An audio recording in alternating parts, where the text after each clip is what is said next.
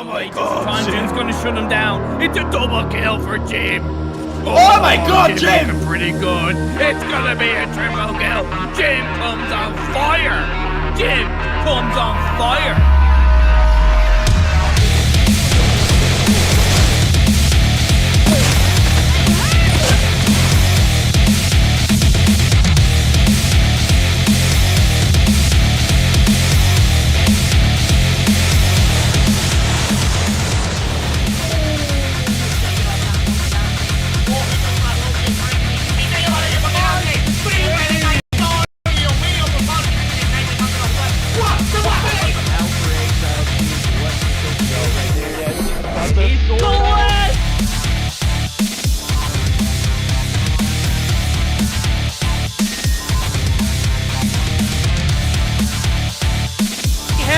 Angle, but couldn't land the shot.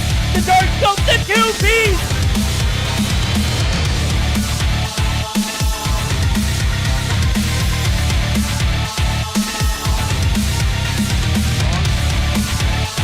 Oh my God! Cada equipo ahí contesta trató de darle ese respetazo ahí, consigue eliminar a Medusa y rápido se voltea y destaque na marotagem, belo ângulo dele. For him, he's gonna be able to take out. Oh my God! Oh no! He was down to 1 second on the clock. Já pegou bala na cara do Master. O Omairinho vai tentando fazer o primeiro.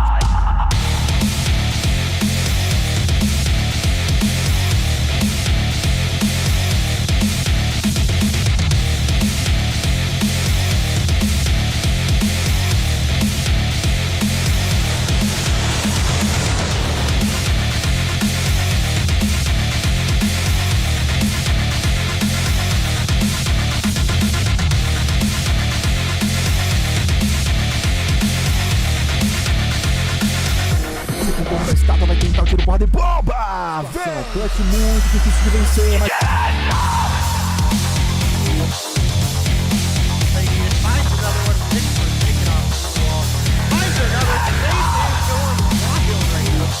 Where on the body that you hit, he no-scoped for Apollo right there. He no-scoped!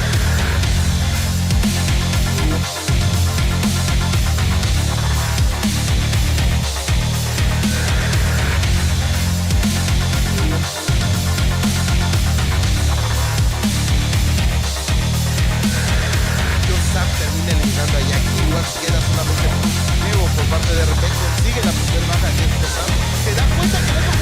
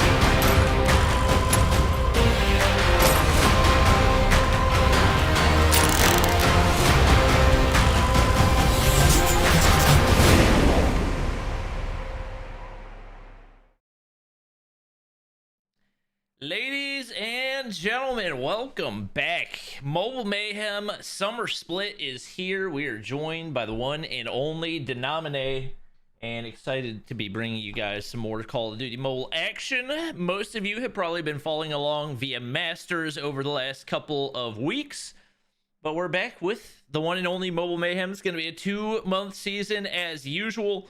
And we got a lot of different teams in here, a lot of different rules. We're running on the Masters rule set. We're also, I believe, 18 and up and phones only. So you're going to see a lot of new faces on each of these teams. Those of you who've been watching Masters will probably recognize some of these guys. Day, how are you feeling about this season? I'm feeling pretty good. I think at the beginning of Masters, I was definitely feeling a little looking like it was 2 teams at the top for North America, and I was not feeling super great about it. But as the weeks rolled on, specifically this previous week where we saw, the Arsenal versus NYSLM game, I was pretty impressed with the way Arsenal played. Even all things considered, obviously, not the starting lineup we anticipated out of Mayhem, but I think there was definitely quite a few teams, including Truly. They may have lost 3-0 to Tribe, but those matches were very, very close. Mm-hmm.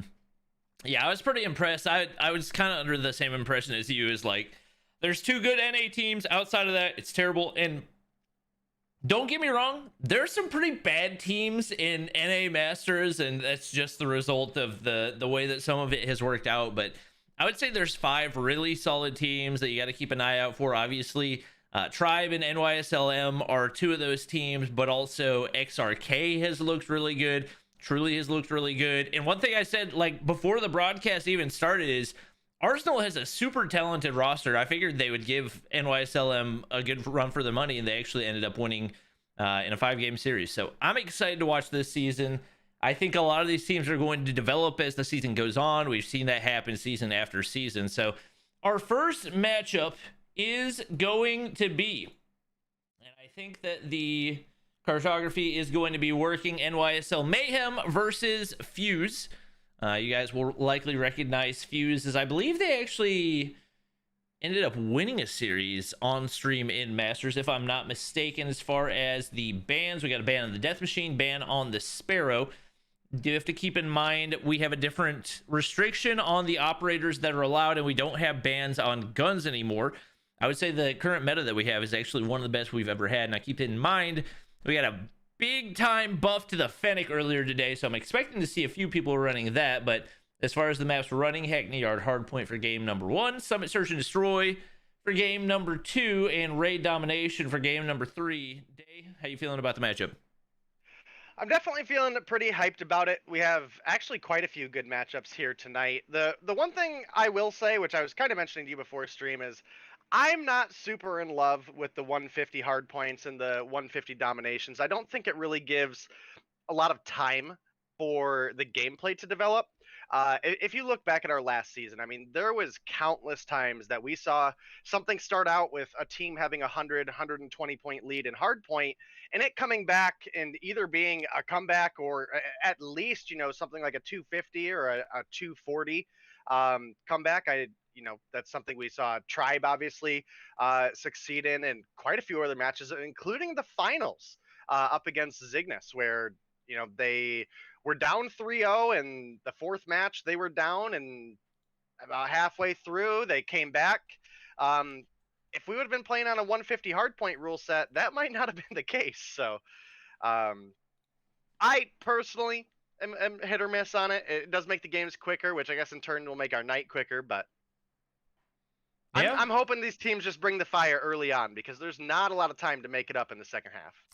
Yeah, I'm looking forward to it. I think Fuse is a pretty underrated team. Obviously, not a ton of players on this roster that a lot of you guys are going to recognize, but they definitely have a lot of talent. I think Sweat's one player to watch out for. We're going to go ahead and hop into the action whenever our admins are ready to go, but I think this is going to make for a good matchup. As far as Mayhem, obviously, you guys are going to recognize a lot of those players: Tectonic, Nero, Saxy, Little B, and Awaken.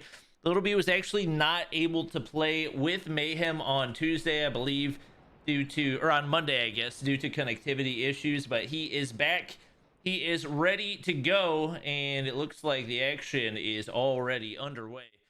As we hop into game number 1, Mobile Mayhem, we are back. And it looks like Mayhem with a pretty solid setup right here. Failed test finds a frag onto Tectonic early on, but Saxy on the inside of the hard point.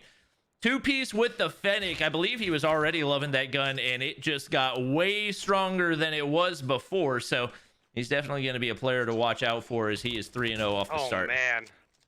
Yeah, make it 4-0. Saxy on a great streak right now. He's going to call in the Hunter Killer drone, which This was kind of one of the things I liked about the Masters rule set is having that additional slot for a score streak and not being quite as limited as our last Mobile Mayhem where it was Pred Missile and Buster Strike. The Hunter Killer Drone is a solid score streak to run. It's low score. You get it very fast. It's essentially a free kill when you throw it. In very rare circumstances does not at least pick up one, but Saxy with that 8-0 streak off the start, he's going to have a Pred, he's going to have a Sentry Gun as well to set NYSL up in a fantastic spot to try to get over and make this break. As you can see, he placed it really well behind the boxes there, so it can't be shot from the window up behind. So if they're able to make the break, it's going to be incredibly difficult for the opposition to make their way in. Yeah, he is absolutely torching the lobby right now. 11-2 off the start. That Sentry Gun, like you said, just no way to fight it from above. He's just beaming. The crazy thing about the Fennec is it is now a 4-shot kill if you hit all upper body shots. And even if you don't hit the upper body shots, it can kill in 213 milliseconds up to 18 meters, which is absolutely ridiculous. I would call it the QXR 2.0. Saxy pulls out the Annihilator, not able to land the shots right there. Awakened, though, off to a pretty decent start himself, 7-1 right now. And Mayhem's here with a vengeance right now. They've lost their last couple of games in Masters. Probably one or two of those they wish they could have back and played in a different way in one way or another, but they are showing out right now. 98-2 off the start, absolutely ripping this lobby. You look across the scoreboard, Nero's bottom fragging, but he's still triple positive. So when you take that into account, NYSL Mayhem definitely looking really solid here in week 1 of Mobile Mayhem.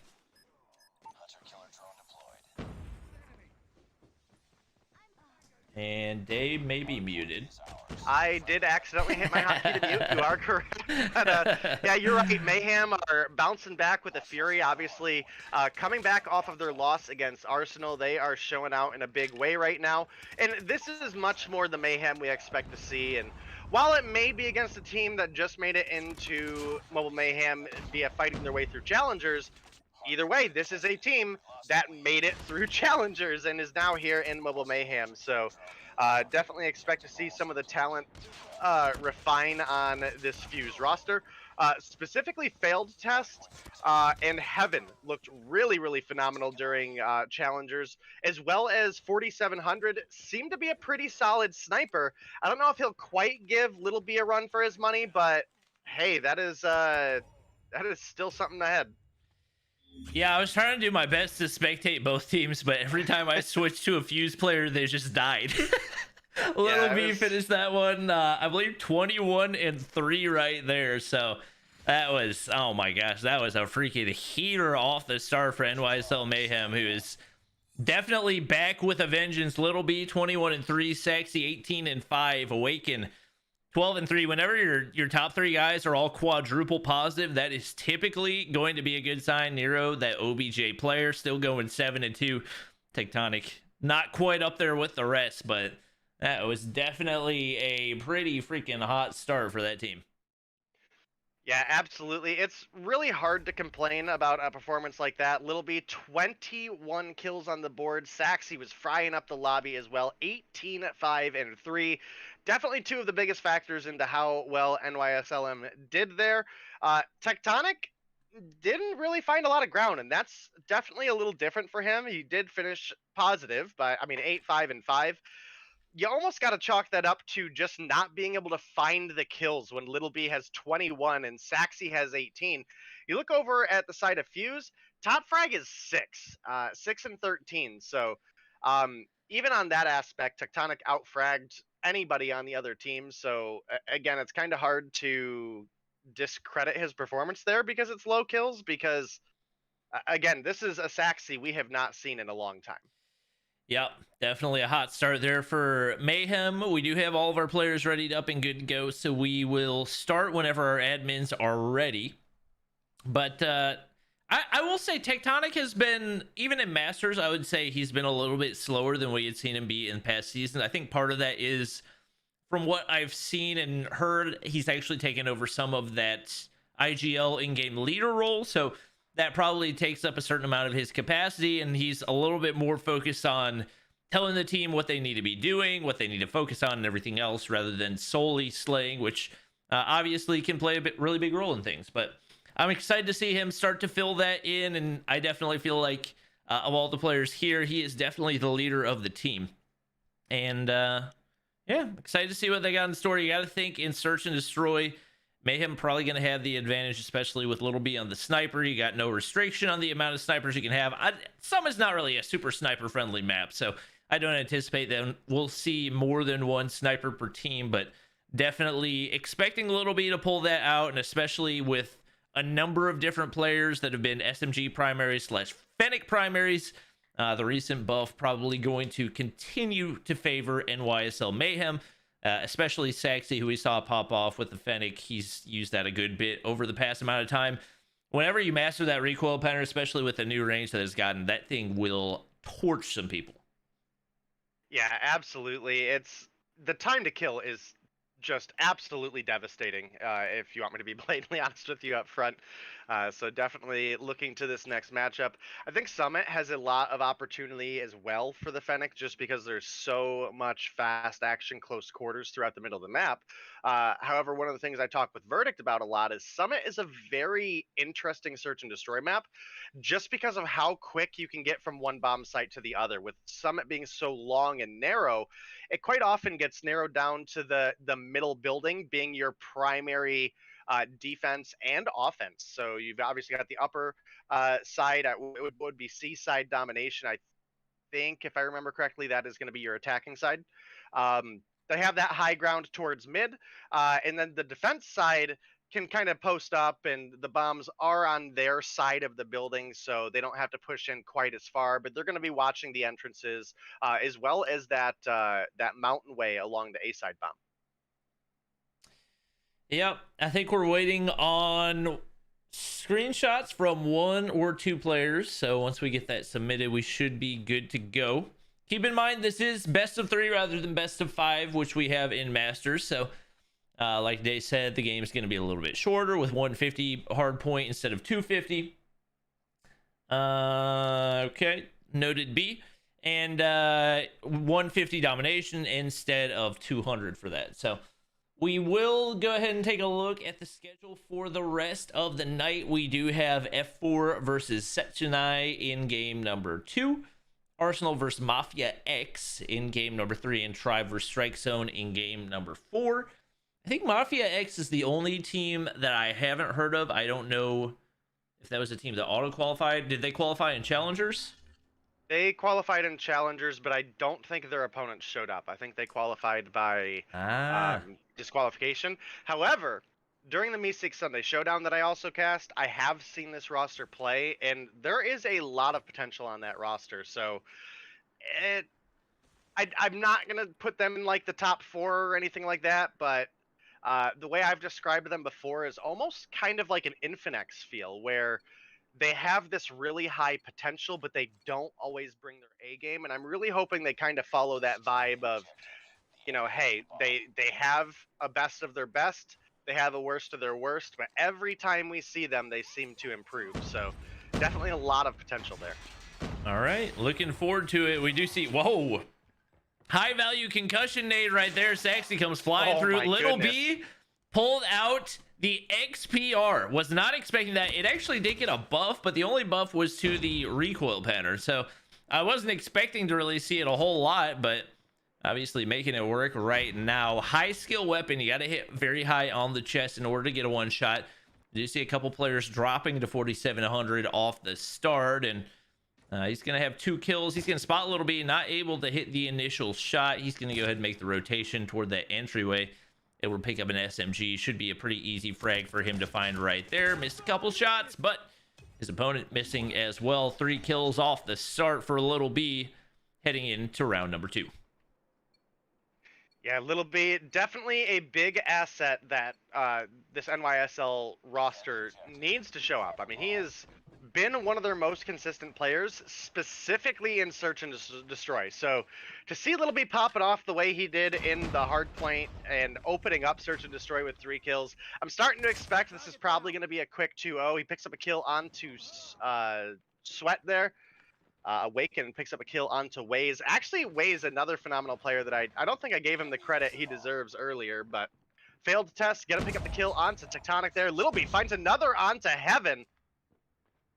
Yeah, he's just in the zone right now. He's only getting one shots. That is not an easy sniper to hit a one tap with, but he has 6 kills through the first 2 rounds, and Little B about to personally introduce everybody to the XPR meta, as we do have a 2-0 lead in for NYSL Mayhem off the start. He's trying to find a shot into top control center, not able to spot anybody right there. Near on the bottom side, Tectonic and Saxy finding those initial frags. Tectonic with the 2-piece, failed test in the bottom side, trying to make something happen. Doesn't have a whole lot of options. Finds one onto Saxy. That hip fire accuracy is deadly. On top of the buffed magazine size as well, but not going to matter. Tectonic hopping down. Easy frag for him. 3-0 lead off the start for NYSL Mayhem, looking like they are trying to make this one of the quicker series that we've seen in Mobile Mayhem. Oh, absolutely. Looking to be the case. A dominating hard point leading into a extraordinary search and destroy with these guys. Nero, 0 kills, 0 deaths. Just shows how many kills are getting soaked up by the likes of Little B, who's 6-0 right now. Tectonic, who's 4-2, so already a better performance than he had in the hard point, again, to no discredit to him. And Saxy has 5 kills on the board himself as well, as you mentioned, really making use of that Fennec buff. And I think it does play into Saxy's playstyle quite a bit. I don't know if you remember, but when Saxy was on rosters like Nova prior, I had mentioned, hey, I really want this guy to have an SMG in his hand. It plays his more aggressive play style so much better. And this is kind of that return of Saxy, despite a lot of the recent nerfs to submachine guns like the QXR and the Bison. So the Fennec's something he's picking up and seemingly really enjoying already. Yeah, I believe Little B had eyes on Waze as he was looking to plant the bomb right there. He's going to get beamed by the Fennec. My gosh, that thing can absolutely torch. Looks like they're going to be able to get the bomb plant down onto B. Saxy all by himself. He's got the red dot on the Fennec. Yeah, just a pro tip, Saxy. You can actually get a free red dot on your Fennec. Pay to win skin in the store. All you got to do is open a few crates, but he's going to find the kill right there. 7-3 and 28 seconds to work with right now. Bomb actually did not go down. I thought that it did go down, but 4700 has it in hand. He's going to get spotted by Saxy. That's a tough spot for him to be in, and Saxy sees him planting. He's going to stick it.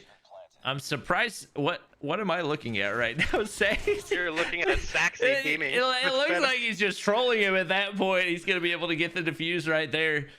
8-3 off the start of the game. 4-0 lead for NYSL Mayhem, who, like we said, big time back with a vengeance right here with a hot start, looking to close it out in a 2-0 in the first series of Mobile Mayhem.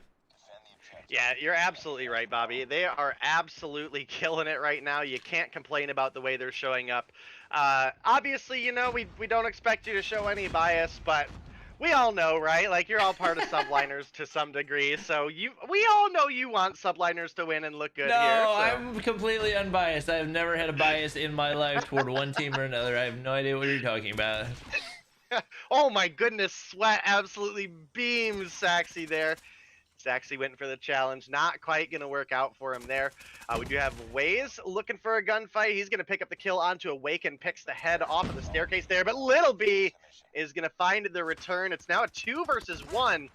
Sweat is going to find the kill onto Little B, making it a 1 versus 1. And I don't know about you, Bobby, but if I'm ever in a 1v1 in Search and Destroy, I don't want the opposing player to be named Tectonic. Yeah. Not probably ideal. Yeah, just regardless of like how hot he is at any point in the season, he's just absolutely terrifying, especially seeing him clutch. I mean, he clutched a 1v4 versus Xset. He was going up against me in a Trovo content creator showdown and clutched a 1v5. It's just not fun to go against at all. I don't recommend it in any situation in Search and Destroy. And that clutch is going to give NYSL Mayhem the 5-0 lead. Whoa, and they just get mowed down. Tectonic finds another one. Waze all by himself. He is crapping his pants right now. Awaken gonna beam him right there, and I mean, that's got to be the fastest series I have ever seen in the history of Mobile Mayhem, as NYSL Mayhem takes the 150, what was it, 150 to 11 in hardpoint and 6-0 in search and destroy. Am I right on that? I think it was 150 to 7 in the hard point. Whew. I have the screenshot. Hold on, let me double check.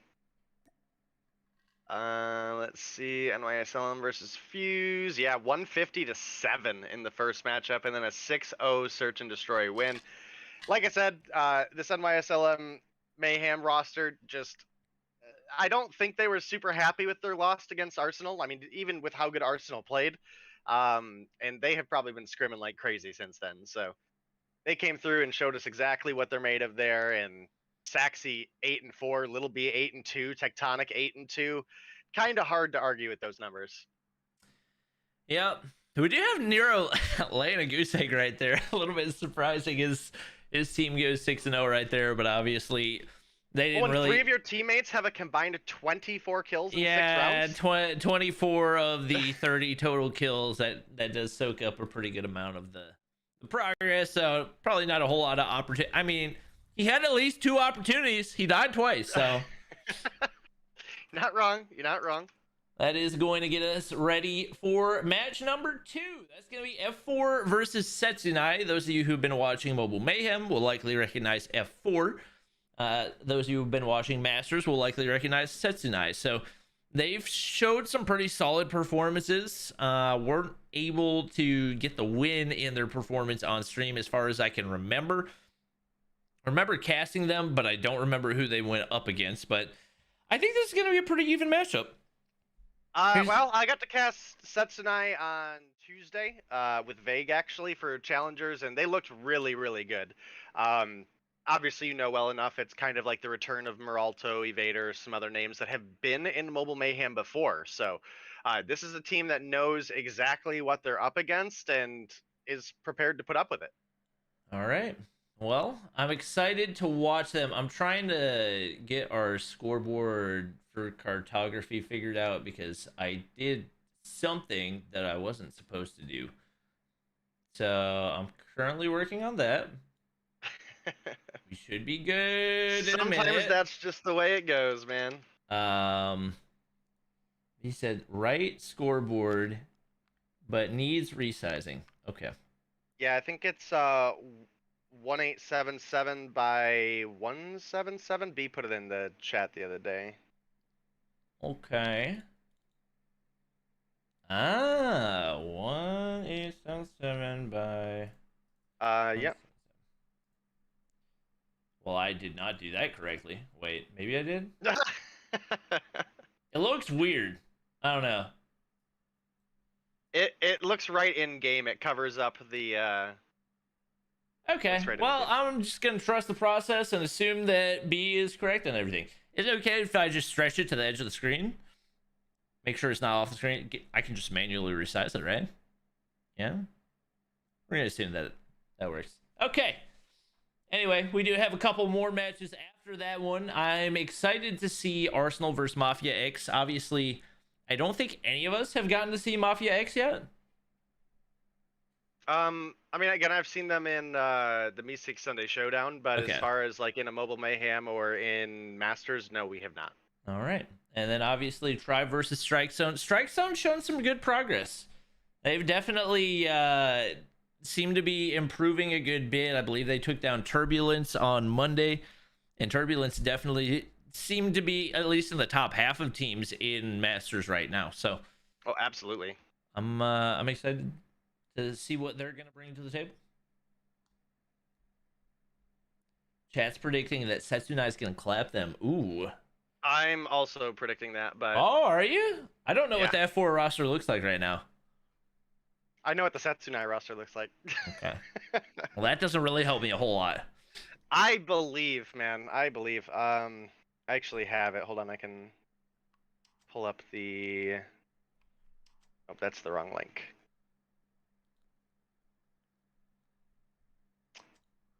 Oh, that's from Thursday. I might just be able to open it in Sheets. Oh, we got FaZe Snipes There we joining the go. lobby. I didn't realize FaZe had picked up a team. Interesting. They didn't, but there will always be fanboys. Hey, you gotta go along with it. I'm trying to increase the viewership right now, okay? F4 is Ingenic, Volky, Bright, Losty, Conscript, and Evo Nation. Okay. I recognize a few of those. Ingenic's definitely one of the ones that we felt like was improving pretty significantly for F4 throughout the season, so He's a really strong search player, in my Okay. opinion. all right. Well, we'll go ahead and take a look at the maps and bans real quick. Somebody sent something on Trovo? Tribe I image can- pinned a message can and said, post looking it. for scrim, please. Let's There's see. the spreadsheet if you need it, Bobby. I put it in the. Yeah, I'm just moving Yeah, over Joe. to the map scene. Taking a look at the bans. Obviously, this season we are running on Masters rules, so we do not have bans on guns anymore. We have bans on operators, the Sparrow and the Annihilator, the two banned ones, which means we'll probably see a whole lot of usage for the Death Machine. F4 rating what I believe to be Crossfire, Setsunai. Did I say rating? F4 banning Crossfire and Setsunai banning Hackney Yard. We don't have any label on that, so I don't know if that means we banned that map completely or just for a specific mode. Is that how the bans for Masters work? You just ban a map completely? Anyone know? Yes? Okay. B knows she has. Yeah, she all said of that yes. stuff. Okay. So what we are left with is raid, hard point, standoff, search and destroy, and takeoff domination. I have never cast a takeoff domination before, so I'm very intrigued on that one and very much hoping that this ends up going to a game number 3. Obviously, raid, hard point, standoff, search and destroy 2 that we're pretty used to seeing, but the Masters map pool very, very interesting, especially when it comes to the domination maps. Yeah, you're absolutely right. Takeoff is definitely one of those maps that I think a lot of teams had a really kind of slow learning curve with, but I do think it is starting to grow on them quite a bit now. So, what other maps did we have added to the rotation? Crossfire Well, got it added wasn't back. necessarily maps added. Yeah, Crossfire Dom is one of them. Hackney Yard Dom's the other one. Those two are highly questionable in my opinion because they're extremely unbalanced on one side, which obviously is going to give the advantage to the team that is on strong side in the second half. So A Dom is the strong side for Hackney Yard domination, and then C Dom is the strong side for Crossfire domination. So because of that, I would agree with that. I personally don't love them as map choices for a game of domination, but obviously the teams have to learn to adapt, figure out ways to counter it, see if they can manage to flip those, and if you do end up winning it on strong side in the first half, then just that much more credit to you and that much more proof that you are the better team. And sometimes that is the case. I mean, I wish the competition was more even, that we had to worry about some of these teams having the strong side or whatnot. But I definitely would expect this matchup coming up to be probably Setsunai just kind of running away with it regardless of who's where. Just based on having watched both of these teams previously, Setsunai is just, I mean, they are a team that actually like really works together, and like I said, they're all, or for the most part, all ex-Mobile Mayhem players, so they all have that skill level and know where they need to be for here. So I definitely expect they're a team that practices and scrims against the best of the best and has gotten themselves ready for this. F4, I mean, I definitely think they're out there scrimming, but they've got a whole new lineup than they had last time around, with the exception of Ingenic and, I mean, I guess maybe a name change, but you definitely think there's going to be a little bit of struggle with building the synergy there, as well as overall. I would say I'm not entirely sure the gun skill is quite there for this team. I mean, by all means, F4, come through here and prove me wrong and just clap Setsunai. I'd love to see it. But I'm leaning really heavily on Setsunai right now. All right. Well, we got all of our teams readied up and good to go. So we should be good whenever our admins are ready, and it looks like we're hopping on into the game. As you can see right here, we got I believe F4 on at least what should be initial entry side, shorter distance to the hard point, but very rarely does that end up playing a huge role on who ends up winning the game. We'll see. Obviously, the laundry side going to be one of those crucial hold points. So even with the initial time on the hill going to F4 right here, that concussion going to slow things down a whole lot. And a lot of players rounding the corner right here as we start to see the PP19s come out. Didn't see a whole lot of that in the last matchup, but quite a few right here, which is not necessarily surprising to see. I would consider it to be a top 5 gun in the game right now. See Evo Nation pulling out the Holger right here, waiting for somebody around the corner. I think he's got a 100-round build on that, so planning to play things very passively. Scrappy around the corner, able to get fragged from behind. Initial time going in for Setsunai right here, as they've got a pretty solid positioning up above from laundry area. Code laying down shots with AS Val as well. Not going to be able to win the gunfight up against Evo Nation. Remains contested, which you typically expect out of this first hard point anyway. Scrappy finally cleaning things up in a little bit of time, but Ingenic getting that top laundry control. Sends out the hunter killer right there. Should be able to find Evader. It's not going to. Ends up hitting an obstacle some type of way, and it is going to make things that much more difficult to contest on the rotation of P2. Yeah, I have to say that F4 are actually doing quite a bit better than I initially expected them to, so I'm glad they're coming through, giving us a good show right now. Might even have what it takes to push Setsunai and maybe even take the win. Losty with a big jump up there in the kitchen is going to pick up a kill, but Setsunai at least temporarily have made the break. Have to see if they can get in. And Genic picking up a big triple, picking up a quad is absolutely huge for him before dropping it to phase Scrappy.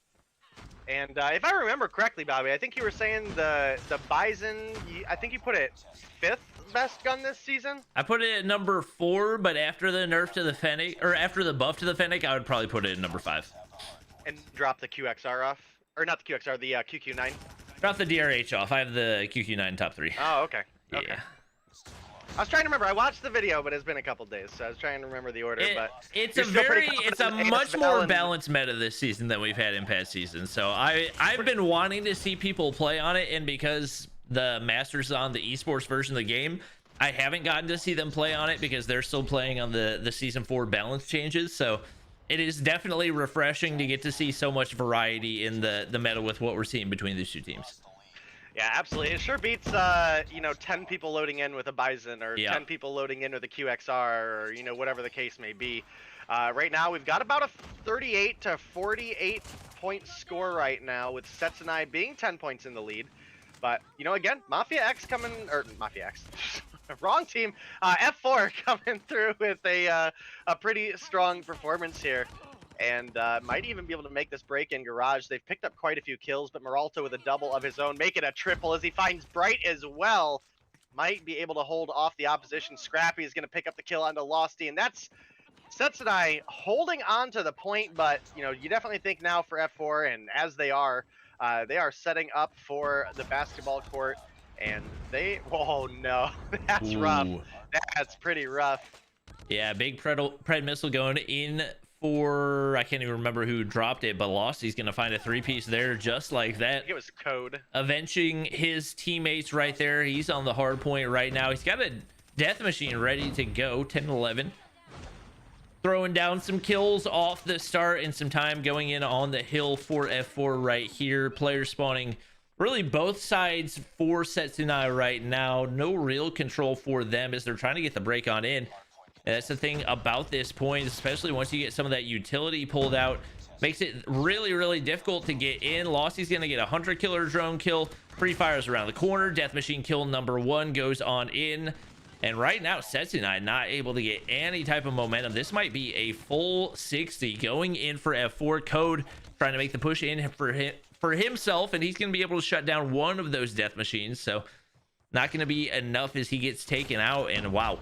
What a huge what is this, P4, P5? I can't even remember how many there are on raid for F4. they're able to get a Yeah, that's, massive amount of P4 time. rotation. Massive P4 amount of rotation, time. P5 is mid here, and then Yep. we'll go back over to the ring for our rotation back to P1. And F4 actually rocking it out right now. As I've said several times, this game already doing way better than I expected them to. And I think Chad has already coined it that it is F4 season. They don't care right now. So we'll have to see if that comes true. They've got about 70 points to go, so it is still anybody's game, but did have Evo Nation with a good kill onto the sentry there, and that will allow them to make their break in. And F4 now extending their lead once again.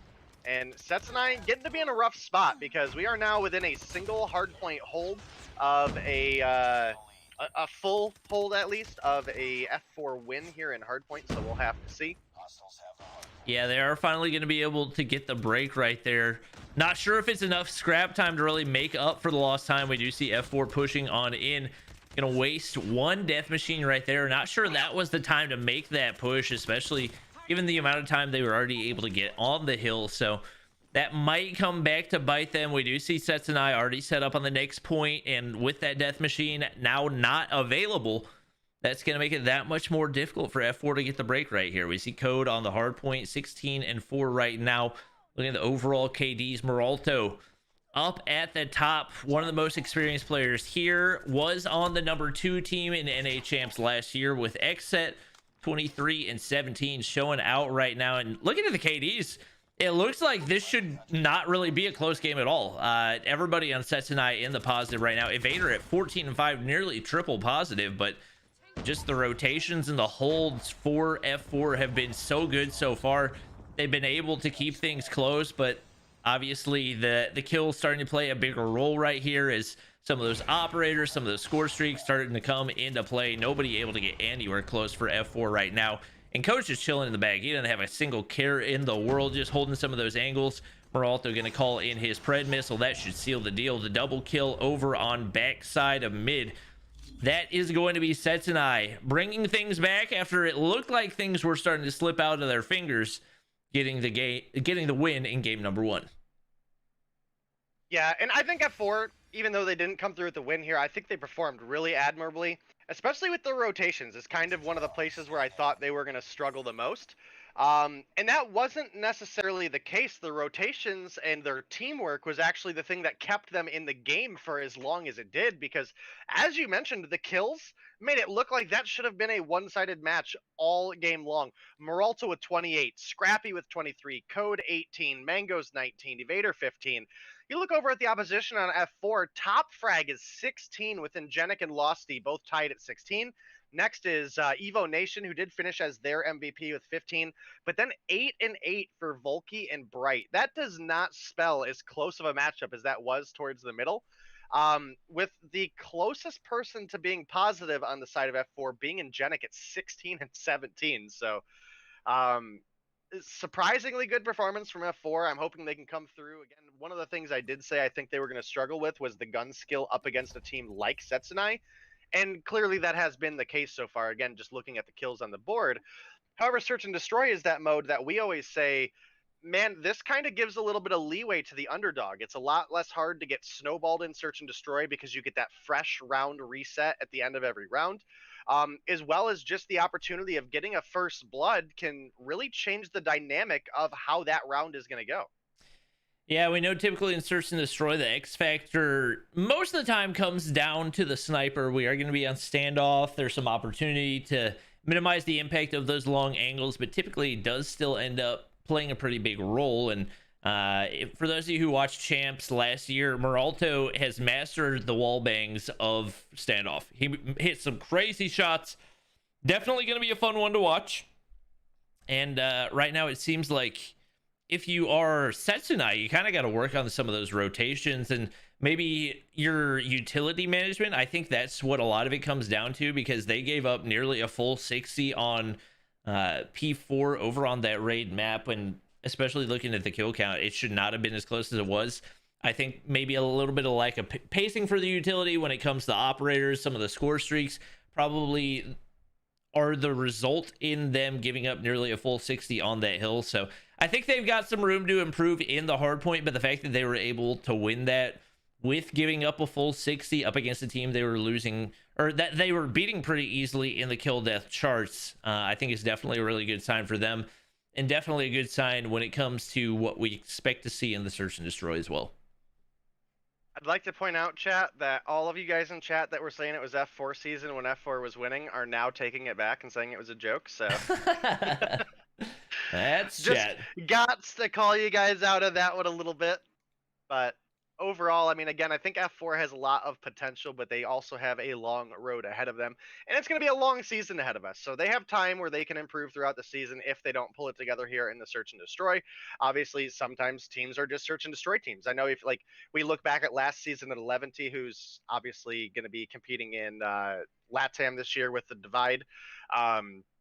So that was a team that, you know, may not have always showed up in the hard point, but they could handle the best of the best in search and destroy. And, you know, that may be the case with F4 here. I was mentioning right at the beginning of this matchup, Bobby, that Ingenic is typically one of the top fraggers in the game for search and destroy. So we will have to see if he can bring that energy, as well as if his team can bring that energy to this search and destroy. Maybe push us to a domination, which is a little bit of a blend of the hard point and the search and destroy. You get the search and destroy aspect of all of the hard points are they're static. All of the flag caps are static. They stay in the same spot, so your objective is always in the same area. But you get that respawn aspect of hard points. So I'm definitely excited for this matchup. I'm hoping F4 can show up in a big way here and push us to a game 3, because this early in the season, especially for a lot of these new teams that we don't have a lot of footage on, this is our place to see what they're really about and what they're going to bring to the table. Yep, looks like we got all of our players ready up, so we should be good to hop into game number 2. It is going to be standoff search and destroy, so we'll see what the two teams have to bring to the table right here. Getting ready to hop in. We are going to have Setsunai on the offense, or on the defensive side off the start. Obviously, one of our players to watch going to be Meralto. Sticking with that silence Locust. I'm a little bit surprised. By a little bit, I mean very surprised, just because the Locust, I feel like, has such capability to be crazy fast ADS, aggressive play style, but don't really get that when you throw a silencer on there. We'll see what he can do with it. Going for the wallbang right off the start, as I predicted, and Evader's going to drop. Able to get the trade for Lossy, and wow, he's just spraying, hoping that he can hit something through the wall right here. A lot of pretty close shots, but nothing able to land so far, just like that. Bright's going to be the only player remaining. Here's the shots on the backside. He's going to be able to take out Meralto. I was wrong. It's not a 2v1. It's a 3v1. It is now a 2v1. And Bright, with 2 kills on the board, has an opportunity to clutch things up right here. Looks like Scrappy and Mango's trying to play trades, making the rotation over toward Broken Wall. And right now, Bright content to ADS walk his way around the map, probably running dead silence right now, so not a whole lot for him to worry about. But you do have to find a pick here or there, and with the way that Setsunai is playing this, trying to play those trades, it's not going to be easy to do. Mangos and Scrappy both playing graveyard, courtyard, whatever the frick you want to call it. And he is just crouch walking, ADS walking around the map. Nearly had the angle, but didn't look at the right spot. May have gotten spotted out right there. He's all the way over to the A site, and it looks like they have a pretty exact idea what they need to be looking for. Some of that utility going out. Scrappy's got the sniper in hand, trying to go for the plant, but not a whole lot of options right now with Mangoes on the flank. We'll see if he can make something out of nothing. Not going to happen. It is going to be Setsunai taking round 1, and wow, some early body shooting right there as Mangoes very aggressive with it. It is going to be Setsunai taking the 1-0 lead. Yeah, Setsunai in a pretty good spot, opening up off of that hardpoint win here into search and destroy. So we will have to see how the rest of this match goes. Again, I'm hoping F4 shows up in a big way here. As far as I can tell, they have a lot of search and destroy talent on their side of the board. And they were able to pick up 3 kills in that first round. So it was by no way, shape, or form a clean round for Setsunai. And I think that spells a really exciting series ahead of us. Yeah, we see an aggressive push on over to B right here as F4 trying to get some map control, and Genix going to get shut down by Evader. Lost the 1 HP backside of Tractor. Scrappy tried to pre-fire, but he is not giving up anything. He's going to be able to regen all the way. Pre-fire for days, and it finally pays off. 2-0 start for Scrappy. Bright, the only player remaining once again. He finds himself in a 1v2, able to take out Meralto, but 2 players remaining once again. Sees COD right there, but that's going to give away his location. Beautiful shots for him. He's now in a 1v1. Scrappy's going to drop COD on the backside of Tank.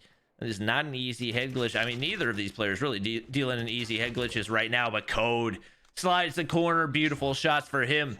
That's going to give Setsunai the 2-0 lead. Yeah, Setsunai in a great spot right now, but again, these rounds not looking super convincing. That one was even closer than the first round, so we will have to see what the rest of this game spells for us. Obviously, we've got 2-minute timers here in Search and Destroy, first team to 6, so there could still be a long game ahead of us, especially if F4 can find a couple of these rounds a little bit more in their favor. Again, you know, picking up a first blood, definitely helpful, but this round it is once again going to be Setsunai picking up that first blood onto Evo Nation. And in Genic, you know, the player I had mentioned was really a search and destroy talent more than a respawn talent. Hasn't been able to find a kill on the board, and instead for the side of F4, it's been Bright who's really shining. 5 kills on the board for him, and Genic does pick up his first there. Volky gonna get the kill as well, and what was looking not great for the side of F4 has turned around very quickly with a couple key picks. It's now on the shoulders of Meralto and Evader for the side of Setsunai to clutch up this round. Evader with the Bison in hand, and Meralto, I think, absolutely no shock with a Locust in hand. Yeah, if you are Setsunai, you're not feeling too bad about these being your last 2 players remaining. Both of these players with a lot of experience in competitive Call of Duty Mobile and very capable of clutching a 2v4. It looks like the bomb's going to go down over on the A site right here. Ingenic, Volky, Bright, all holding down those angles. Evader trying to find a pick, not able to make it happen. Meralto's going to drop. It's now going to be a 1v4 for Evader, but he is no stranger to clutching 1v4s, but it's not going to happen on that one.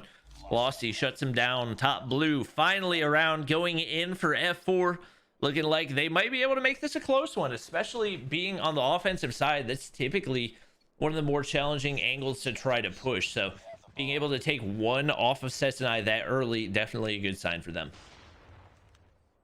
Yeah, you're absolutely right there. So I'm glad F4 are coming through with kind of that same level of... Oh, you mentioned the wall bangs from Meralto on standoff, and it's already happening. Meralto picks off a kill there through the fence. I think that was off of the head glitch on the boxes even. So that was a pretty nutty shot. Gets a hit marker up in window as well of 2-story. Losty going to make it out alive. That wallbang not quite going to find the kill, but you can definitely see F4 are like, yep, don't go anywhere near that building because it is not pretty. We do have another player, it looks like Ingenic over on the head glitch at boxes, as well as Bright making his rotation over, and Volky as well. And you can see how defensive F4 are having to play this offense round right now. They're starting to push up together as a team. Evader is going to be there to make the call out. Oh, Meralto! I mean... Oh, no! I saw the opponent's POV of that. I was like, wait, what just happened? And then I saw the kill feed. I was like, oh, it's Meralto hitting his wall bangs. Makes it happen right there. Volky all by himself. Oh, Meralto said, not today. 4-3 off the start. The standoff wall bangs are his favorite. And it is Setsunai bouncing back, taking the 2-round lead once again. We move to 3-1 right here. Looking at the kill count. I mean, it's just consistency across the board for Setsunai. 3-2, 3-4, 4-2, 4-3, 2-3. Nobody with a big time carry. Meralto deft. Oh! The 2-piece for him right there. He's starting to get in the flow state right now, and you got to watch out for him if you are F4. 6-3 right now is Meralto, and looking to make something else happen with Volky being the only one alive. He's going to spot him over the bomb heady right there. Pull him back a little bit, trying to make something out of nothing, but bomb still in his hands. 2 players trying to chase him down. You know Moralto's going to be spraying through the wall, seeing if he can find something, and all he can really do is try to camp in the corner, see if he gets anybody to push on in. COD not able to land the initial shots. Moralto still waiting, and it looks like it's going to be a waiting game. We still got 1 minute and 5 seconds left. A little bit surprised we haven't seen a more aggressive push, but I don't really think there's any utility right now over on the side of Sets and I besides the trophy system. So not really like you can throw a trophy. I mean, you can throw a trophy system at him, but it's only going to do like 1 damage at max, I believe. And he's gonna. No, Moralto's in the spot. Oh, Yeah. he gets it. He is in the zone right now, 7-3 off the start. Yeah, definitely a hard one to come back from when Moralto opens up with a 2-piece and then finds a third and then ultimately finds a fourth as well. So last couple rounds been pretty solid for Moralto. It's a 4-1 lead for the side of Sets and I, who with the side flip are now on offense. Who did he shoot? Who did he shoot? What? Was there somebody on the inside of Cubby? I didn't see one. I don't understand. We as spectators have wall hacks, and even I didn't see that one. He gets concussed, but he's gonna stay alive because he's behind tank. I might have to watch that one back on the stream. Oh that was my nuts. Oh my goodness. gosh! That was a nut Somebody job. stop this man! He cannot be touched right now. 9-3. Losty is just absolutely terrified on the inside of courtyard right there. He's trying to stay alive. Evo Nation. Oh, he sees his legs. He knows exactly where to look. Ooh, trophy system shuts down. What was that? A smoke? A nade? I don't know what it was, but he is just trying to find something with the bomb down on the A site. Not a whole lot of options for F4, especially with Moralto sniping the way that he is right now. He's finally going to get shut down by Ingenic. He actually finds a 2-piece, a very much needed one right there. Evader on the back side of the bomb, trying to make something right here. Ingenic, after COD finds a 2-piece right there, the only one alive, and Evader gonna be able to win. Bring Sets and I 1 round away from closing this out in a 2-0 victory.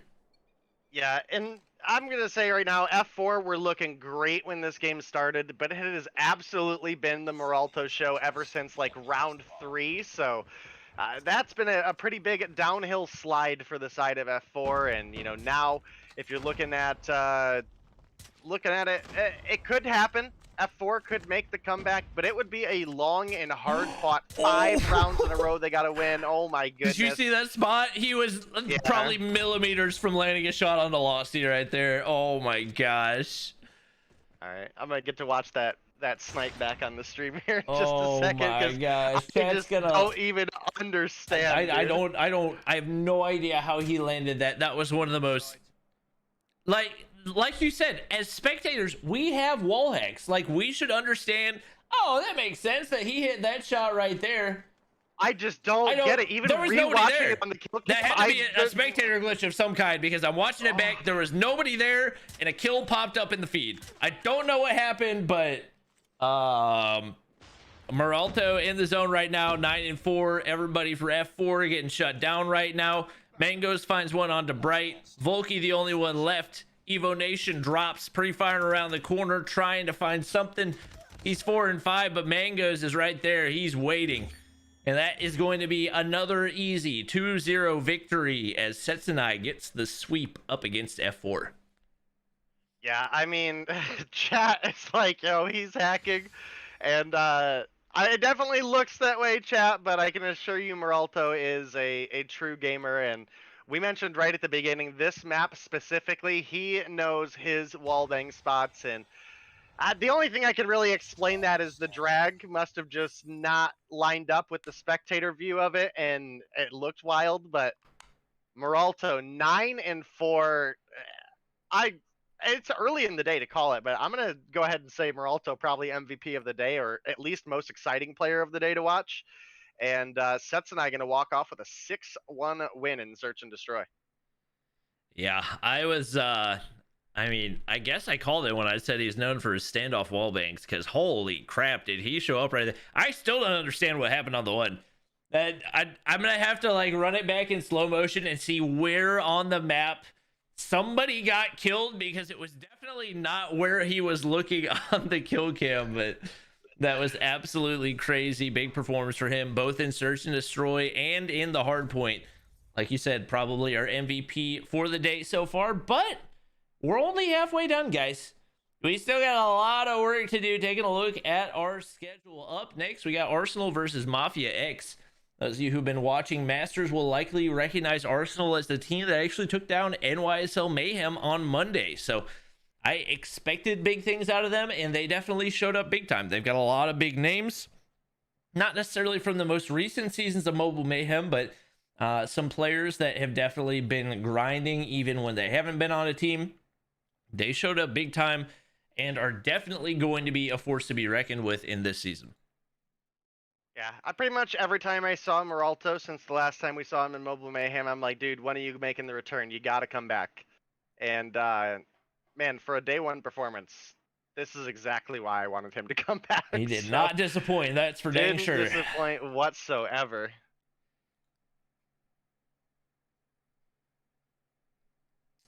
Well, we are waiting for our players to get loaded in.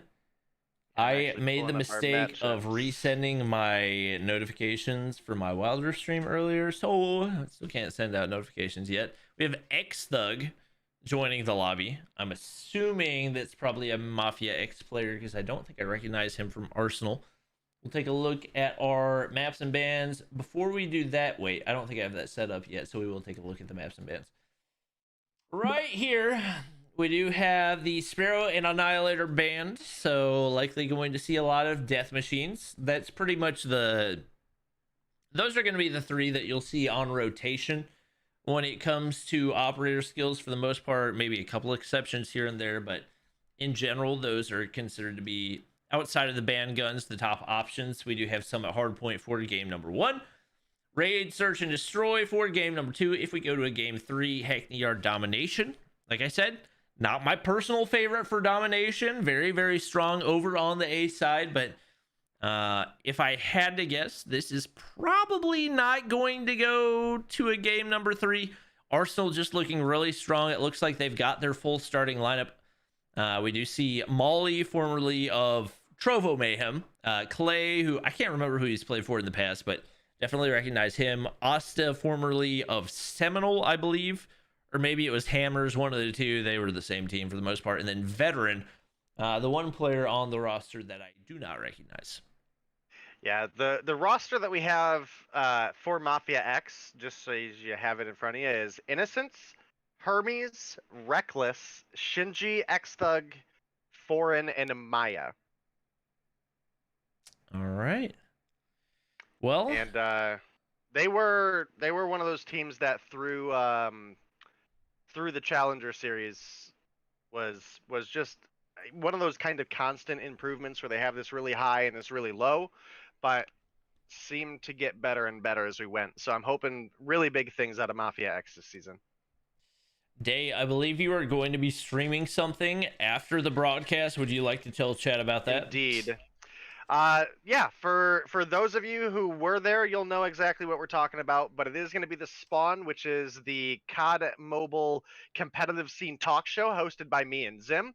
For those of you who haven't, that's obviously your quick fill-in, but the special guests we have, well, actually special guests we have for tonight, we're going to have Wicked Sun, who finished out with a first place win in the Mobile Mayhem Battle Royale Grand Final yesterday, as well as Hitman, who is the primary caster for Mobile Mayhem BR. So we'll probably have Sun on first, and then we'll have Hitman on, but we'll talk all things that went on this week with BR, and we'll talk as well, obviously, things that went on here today for Mobile Mayhem. So it'll be a fun little talk show you guys can enjoy just for some extra fill-in content, maybe a little bit more in-depth breakdown of some of the matches, some of the star players to watch out for, and things of that nature. Yeah, definitely. I won't be there, unfortunately. I have people that are coming over to watch the finals after Mobile Mayhem, and there's a chance that I will be casting whenever they get here, so I'm going to have to go ASAP, but definitely make sure you guys follow Day's channel. That's where that's going to be happening. Mods, if you could just at him in Trovo chat, that way people can just click on his name and follow. That would be fantastic. We do have our players loaded in and should be ready to go pretty soon here as we do get ready to hop into game number 3. Keep in mind, Mobile Mayhem broadcast probably going to be a little bit shorter this season just because we do have a different rule set. So rather than going to 250 in hardpoint, we're going to 150. Rather than going to 200 in domination, we're going to 150 as well. It's going to overall just tend to shrink things down a bit, but definitely still expect it to be competitive, and especially with that limited amount of time in each of those matchups, that much more urgency for the players to show up at the beginning ready to go, warmed up, and you really can't have a slow start, otherwise it's going to cost you big time. Yeah, you're absolutely right. So we will have to see as we kind of get into these next matchups, but I think this is going to be a really exciting season overall. Obviously, you know, you mentioned it yourself, Arsenal, the team that was able to take down NYSL Mayhem on Monday. So they're definitely going to be a team to watch. They have a roster of players that are all from Mobile Mayhem's past, playing on pretty high win percentage teams at that. So definitely, definitely an exciting one. I think Mafia X has a lot of potential here, but I will go ahead and throw it out there early on that I think Arsenal may be a little bit more than Mafia X can chew, but we will have to see. Yeah, that's kind of what I was thinking as well, but you never know. I mean, Shinji's got Zygnus in his name, so he's got to be cracked out of his mind, you know? So Mafia X was originally a second Zygnus roster. Oh, okay. Well, there we go. And they changed their name when it was decided that orgs would only have one team, and then when the NA LATAM split, this team is mostly NA, and the Zygnus roster that we know is obviously LATAM. So. All right. Well, we're seeing the shotguns come into play. Not something that we've seen very recently in Mobile Mayhem because of weapon bans, but obviously we are on Masters rules rather than Mobile Mayhem rules, and I'm not sure what Reckless was doing right there. Not going to be able to win the gunfight. Clay finds a big one right there, and a lot of trades going back and forth. We do see Molly coming on in with the LK. We saw him using that in Masters as well, and having a pretty easy time with it right now. Asta already full streaks right here. Sentry gun, Pred missile, Hunter killer, ready to go. Off to a hot start as expected for Arsenal, who took down one of the top dogs in Masters in NYSL Mayhem, and definitely looking to show up once again. One going in for Asta right there before he's dropped, and we do see some time going in for Mafia X. They've got top control, center control as well. X-Thug in prime positioning, but not able to hit the shots. That's going to make it pretty easy for Austin to make that entry into the point with the sentry gun going down. Going to be tough to get a break on in there if you are Mafia X. Yeah, you're absolutely right. And AR on a pretty solid start right now. They're sitting up and set pretty well on P2. They've got, you know, approaching a 40-50 point lead. Molly with a melee kill there? Is that Yeah, what I saw? that was a knife nice kill. Yeah, That's pretty solid. And definitely a good mobility weapon to have, but anytime you can pick up a kill with it is obviously a pretty fast time to kill if you hit. But Yep. so skill doing work, picking up a big double kill there. We did have a little bit of time ticking over to the side of Mafia X there, but not a whole lot to brag about. And Mafia X are actually in a great spot getting set up for next. But as you can see, Arsenal working together as a team, making the rotations over. Molly making the rotation, looking for that anchor position. He's going to get it. AR all spawning at the hard point. Very, very likely that they could make the break here. But as I say that, forward with a big double kill on a Pred missile. And Arsenal going to get the favorable respawns. That's going to be a retake real quick. I'm extremely impressed with Foreign right now. I've never seen him play before, but not only is he 18-5 off the start, he's using one of the slowest time to kill SMGs in the game in the RUS and still making it work. Veteran gonna be able to slide the corner, able to get the refrag right there. Some time going in once again for Mafia X.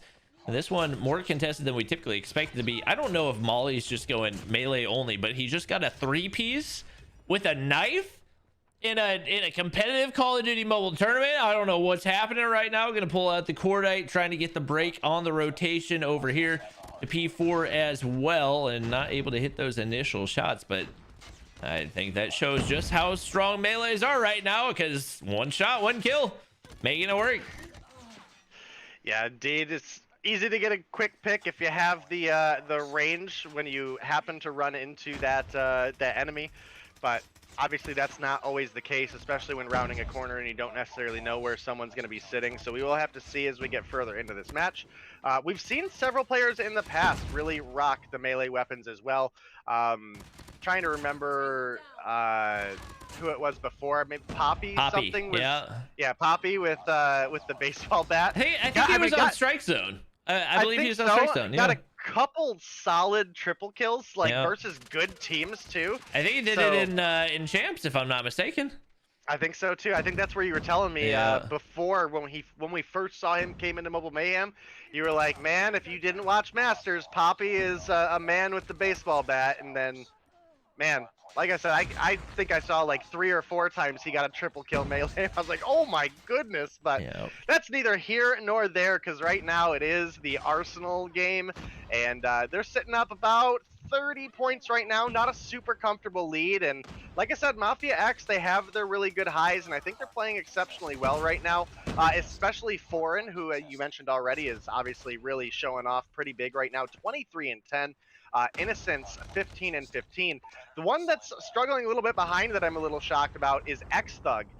The previous games I've seen with him, he has been an absolute monster. So sitting down at 11-13 right now leaves a lot to be desired, but that kind of hits back to that initial this team has a lot of potential, but struggles with the consistency of getting all of their players to come online at the same time and have a good game at the same time. So we'll have to see as we move forward. It's right now Molly with the LK going to pick up a double kill there, and that is a pretty close save. There's exact time on the clock for Arsenal to pick up the win here. Only about 8 seconds to go. The contest comes through. That is at least going to delay the game, but with how close Arsenal are to picking up a victory, Mafia X cannot afford to misstep in the slightest. They almost can't afford to die here because you can't give up a single couple seconds on an open, on a hard point open, as well as you can't leave that trailing points, the kind of trickle points at the end of the hard point over to the enemy as well. Yeah, right now, Austin and Veteran are just putting this lobby in a blender. Looking at the KDs, 29-15, 33-15, and wow. Arsenal with a solid win right there. We did see 1 or 2 players over on Mafia X with really impressive performances, and definitely more than I expected out of them, especially not really recognizing anybody on the roster, but as expected, a lot of experience over here on this Arsenal roster. Foreign doing everything that he could to keep his team in the game. He went 23-17, but being the only positive player on the roster, going to be tough to do, especially when you're going up against 2 double positive players in Asta and Veteran, 33-15, 29-15, and just the overall better game coming out of them as they do get the win, 150-78. Yeah, you're absolutely right. And again, this AR roster Arsenal, I mean, they looked incredibly solid on Monday up against NYSL Mayhem, who is a team that has absolutely proven themselves. They're a team that goes back and forth all the time with Tribe, and Tribe, you know, considered to be arguably the best team in North America currently, as well as having 2 championships under their belt from the past 2 Mobile Mayhem seasons as well. So Arsenal came through, picked up the win there. I mean, you could argue that NYSL didn't play with their main lineup. If they have Little B, maybe the math comes out a little bit different, but that's neither here nor there. It's who shows up that day, and Arsenal looked great even up against that tough competition, came through with the W. They show up here today on the first day of the open season of Mobile Mayhem, and Asta and Veteran absolutely wrecking shop, 33-15 as you mentioned, and 29-15. And those are hard performances to argue with. Now, obviously, Foreign started out of the gate really, really strong on the side of Mafia X. Ended the game 23-17, so definitely found quite a bit of struggles in his way along the mid stage of that game, but opened with a fire, and hopefully he can do the same here in this search and destroy, because if he's able to pick up an early kill in any of these rounds, it could swing things in the favor of Mafia X. Maybe they push us to a game 3. Maybe they can get the 2-1 comeback.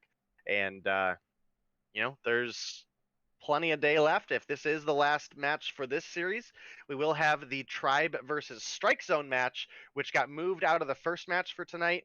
That will be coming at the end of today due to a couple complications with players not being able to make it on time.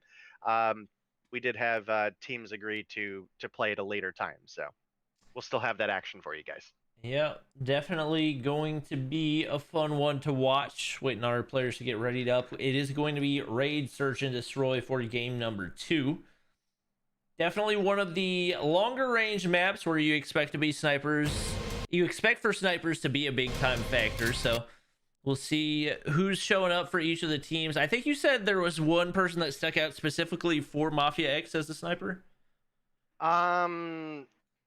No, I was saying that. Oh, what is their team? I think Fuse earlier. 4700 is looking like a solid sniper for them. But Okay. I don't remember off the top of my head on Mafia X. The games that I've seen them play was all like really heavy QXR meta.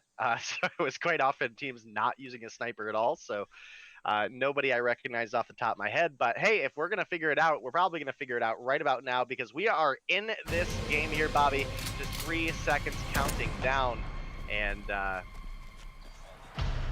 see here. We'll roll on through. Reckless, Bison, Shinji, QXR. That's unique. But X Thug does have the locust in hand, so. That should be easy to remember with how good of a sniper S Thug was. So. Yeah, I think I accidentally did something and now I can't make it go away in my OBS. So I don't know if I'm the only one that can hear that background audio, but I apologize. We're gonna have the bomb going down over onto B, and it is going to be a 4v4 as we do have the retake attempt going in right here. Foreign finding 1 kill. Innocence finding another. It's going to be a 2v2. Bomb is down. Wow, that is a chaotic bomb point right there. And Foreign 3 kills off the start. Rounds the corner. Wow, what a start for him. Same as we saw in the hard point. 4-0 off the start. That's going to be a 1-0 lead for Mafia X right here as he has come out firing. Yeah, you're absolutely right. And he's having one heck of a day for sure. I mean, he was a solid player in the games that I saw him play, but not even quite to the degree that he's showing up here today. So I'm definitely solid that they're putting up a good fight, putting in some good competition. Innocent's going to peek the corner there, sees the head glitch on the bomb, and we will have to see. We did have Shinji and Foreign getting picked off first, so it definitely spells a lot more potential for Arsenal, especially as Innocence drops as well. It's now a 5 versus 2, make it a 5 versus 1, and before I can even finish my sentence there, it is a 5-0 clean round going over to the side of Arsenal.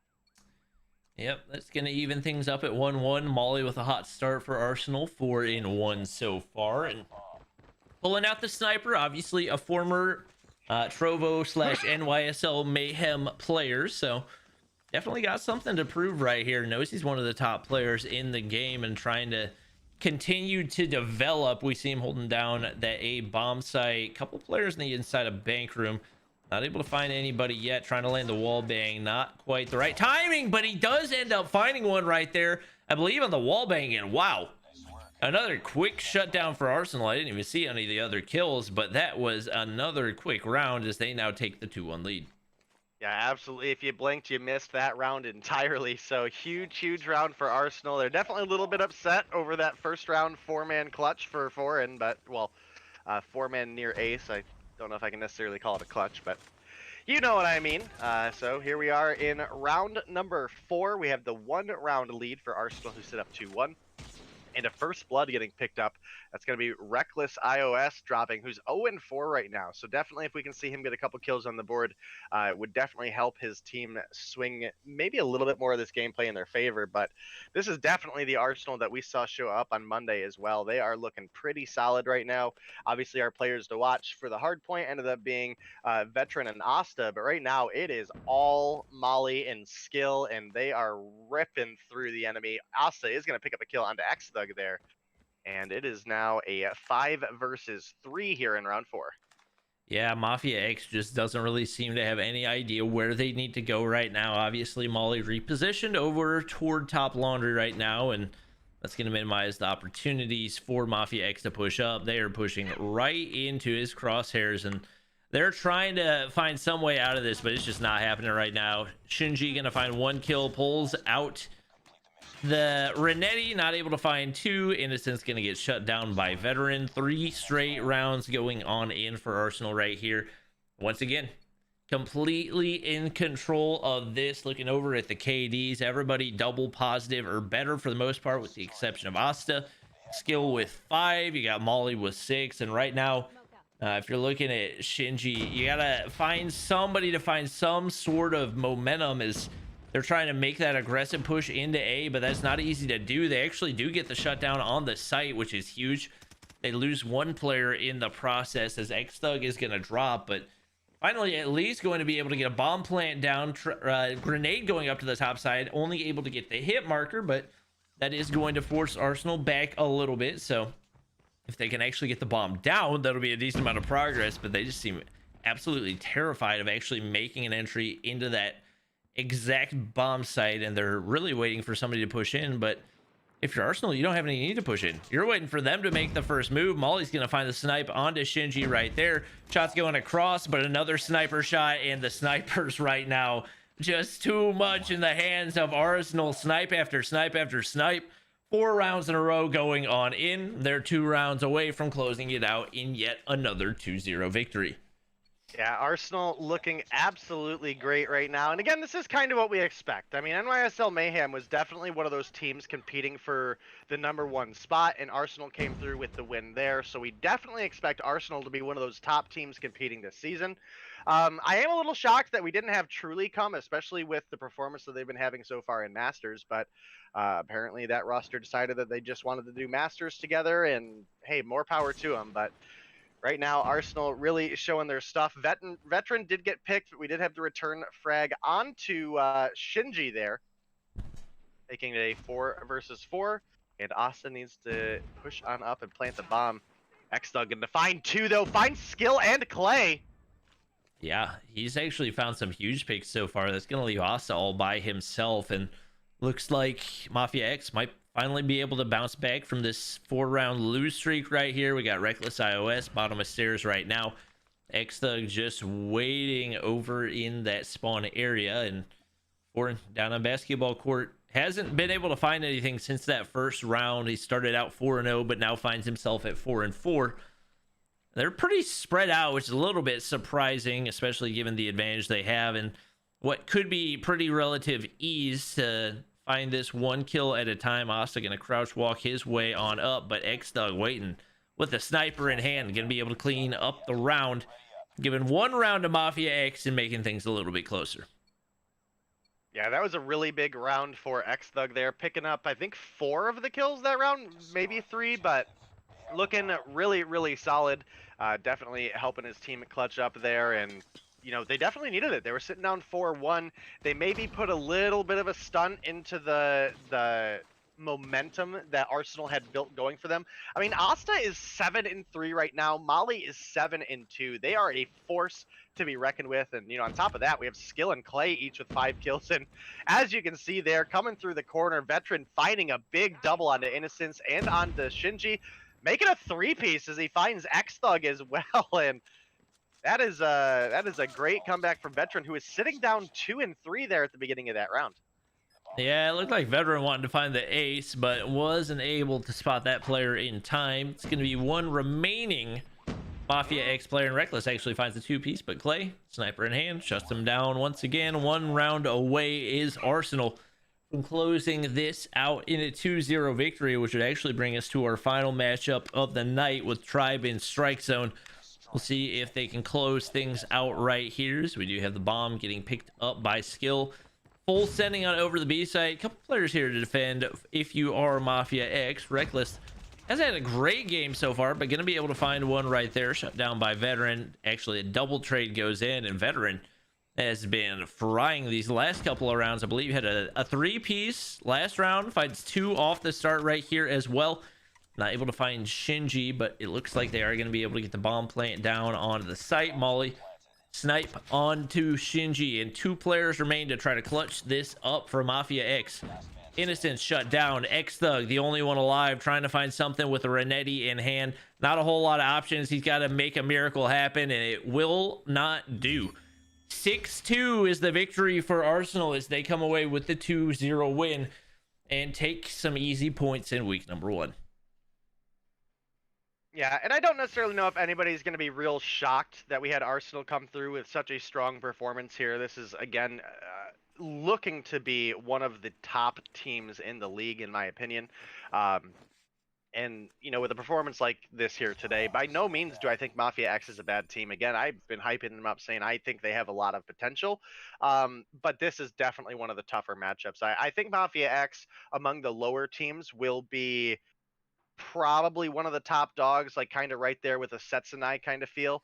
Kind of fighting in maybe that like 4th and 5th place spots. So definitely keep your eye out.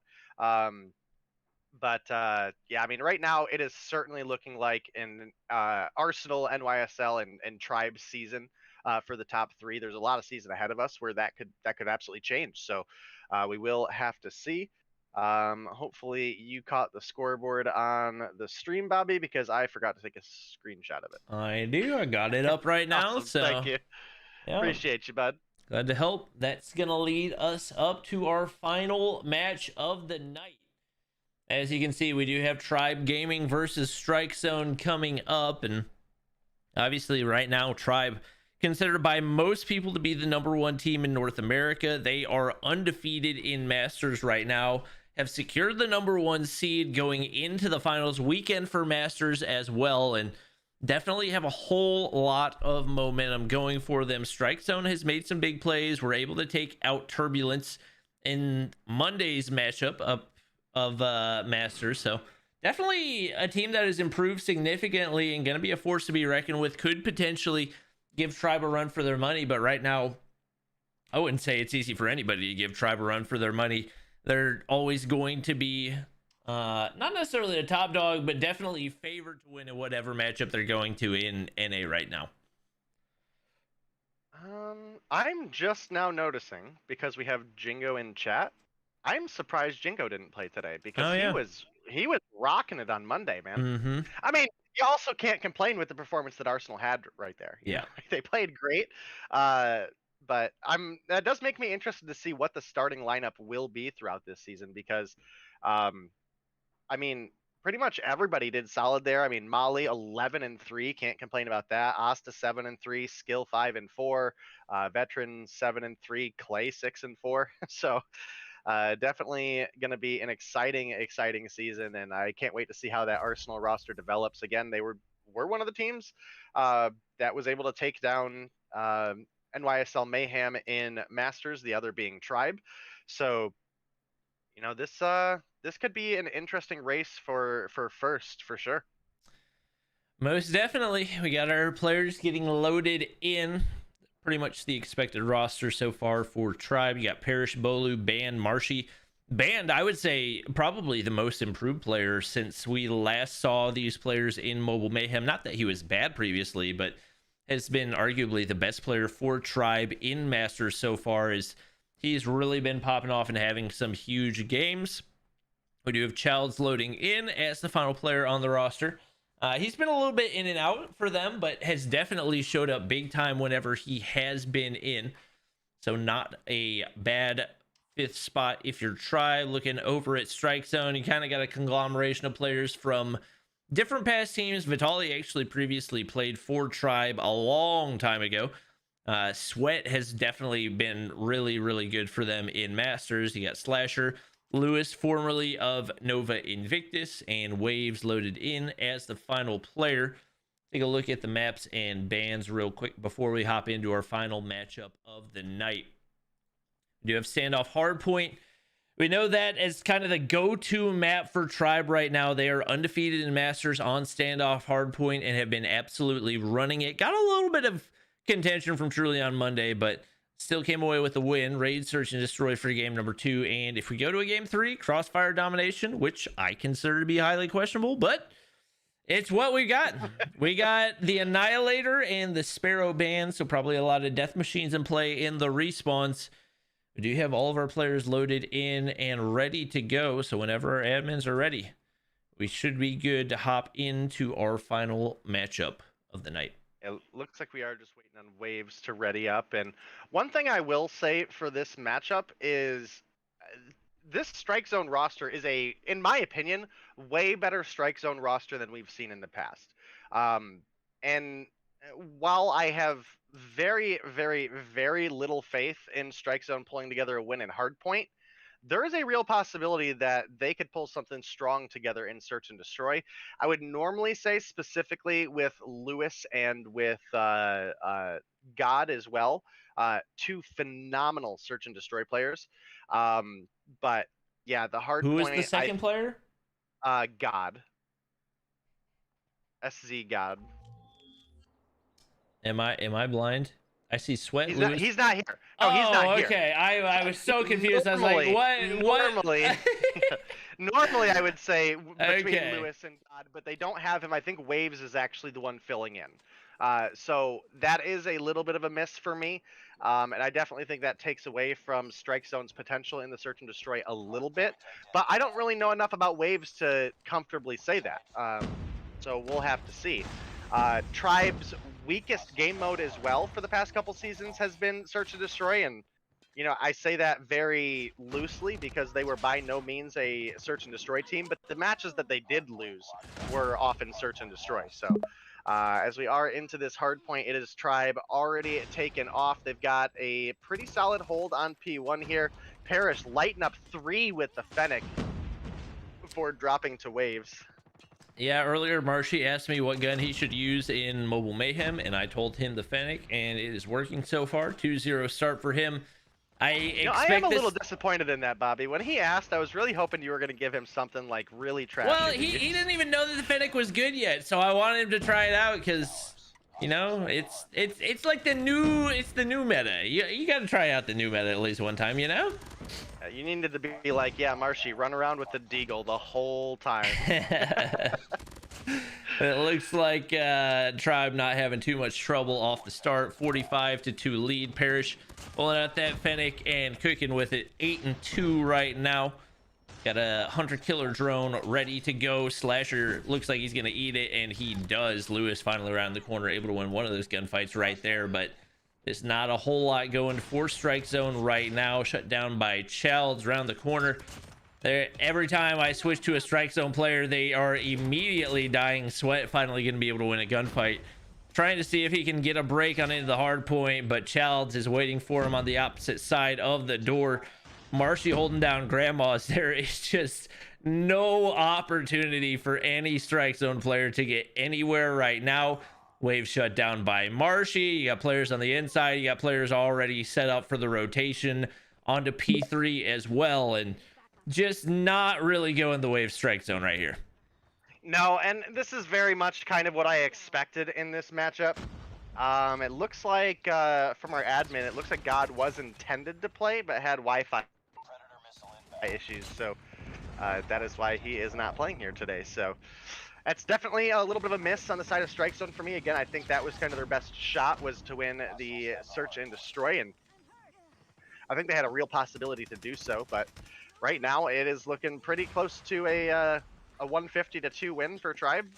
So Tribe coming through, and it's not normal that you see Tribe out of the gate with a good performance. Tribe is always that team that we kind of equate this Tribe factor to, the Tribe effect, where they sometimes don't play their best in the first match, but as a series goes, they just get better and better, almost kind of just playing even better in the back seat almost.